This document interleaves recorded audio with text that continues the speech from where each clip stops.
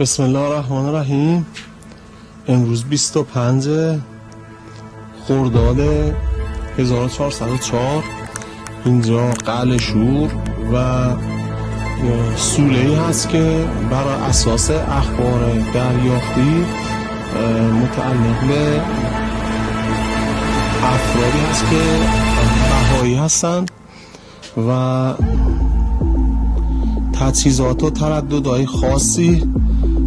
در این سوله صورت میگیره. مشکوکه تجهیزات خاصی اینجا هست که ما الان تصویر برداری میکنیم